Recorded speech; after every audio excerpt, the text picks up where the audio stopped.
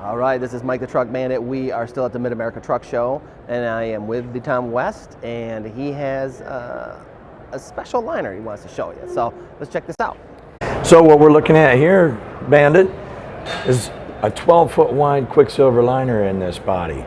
Now, you can go up to 13-foot wide with the Quicksilver liner as a one piece, which means you come over across the floor, it's scored here at the factory, and then bends up the side. You can also do this in your shop as well if you're doing a cash and carry, or a dealer can do it as well. But the benefit that you gain with this is if you're hauling asphalt, it helps keep your load of asphalt all insulated. Whereas aluminum and steel are conductors and dissipate heat, the liner is actually an insulator. But also in wet, sticky loads, and if you're filling up this box, it allows it to release a lot more freely as opposed to, say, a traditional 10-foot wide liner that may only come up to here. So if you have some stuff sticking lower, going with a wider liner allows it to release a lot easier. So this one here, again, 12-foot wide, picture another 6 inches higher for a 13-foot wide. Gives an excellent release, but also great insulation. How far can you, like you say, like keeps the heat in? Like, so these guys are hauling asphalt. Like, how far do they have heaters in? You know, I mean, if you get it from the plant and you got to drive, you know, super far away, is that that's the main application? So you could basically go all the way up to the top, right? And it would help keep the heat in. So you had to go like a 45 minutes or an hour, right? And so what we're talking about is, to give you an idea, if you were to go on the outside of the body and stick your hand against the wall, and you feel temperature from the asphalt with no liner in it, if you were to go outside and touch the outside wall of the body with a liner, you won't feel any heat at all. Because the liner is a thermal material, which means it's not conducting heat. It's not a conductor, it's an insulator. So it's helping hold your heat in.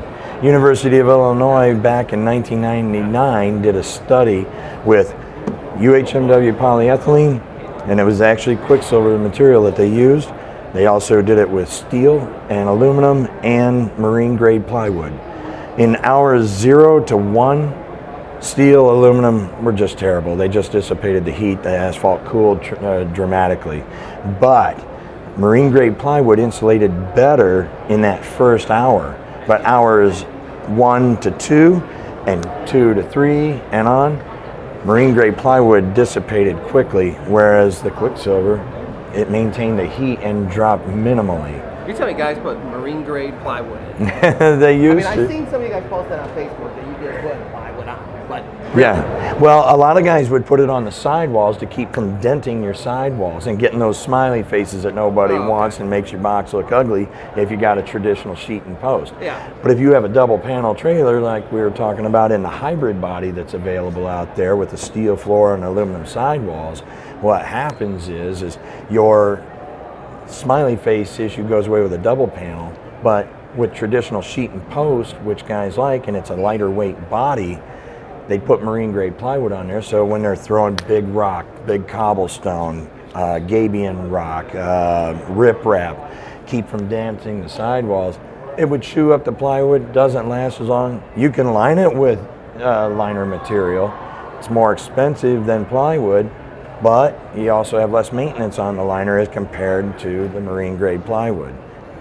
So how far, like, you know, you said like hours, like these guys were measuring like 2-3 hours. Like, I mean, is that typical for these guys when they get it from the plant to go and have it sit in the truck for 3 hours? Yeah, prime example. In 1994, we had a truck, it had just gotten a 28-foot liner in Ohio. The trailer got a 28-foot, half-inch, 10-foot wide Quicksilver. Truck broke down. It was broke down for 12 hours before they could get parts. Loaded with asphalt. It didn't harm the liner. They got the truck fixed, took it to the job site. It was a state job. So what was happening is there's a state inspector there shooting into asphalt with his pyrometer. If it's hot enough, you can dump it. If it's too cold, it won't dump. They'll reject the load. Yeah. The load of asphalt was still hot enough. Using his pyrometer, shooting into the pile of asphalt in the trailer, they let him dump. That liner went on to last another 14 years after that incident. How long was that in there for? 14 years. No, I mean, like the asphalt, how long was it in the trailer for? 12 hours. 12 hours. 12 hours before they could dump it. and it was do that. still, I don't like money. yeah. I don't wanna do that. But if it happens, it happens. Now you take like state of California, you're only allowed, I think you're only allowed 4 hours for the asphalt to be from the time you load to unload it. Oh, okay. And they go by your load ticket, and if it's more than 4 hours old, your load doesn't get to dump no matter what. Okay. So it depends state by state. Don't bank on it. Know what your rules are and what your policies are and what the state's regulations are. But point being is that even if the truck breaks and the load's in there, and if they say you go more than 4 hours, go find somebody's parking lot or driveway to put it down in where it's not a state job, and still sell your load that you got in your truck rather than you having to get a bottle of ketchup and eating the thing.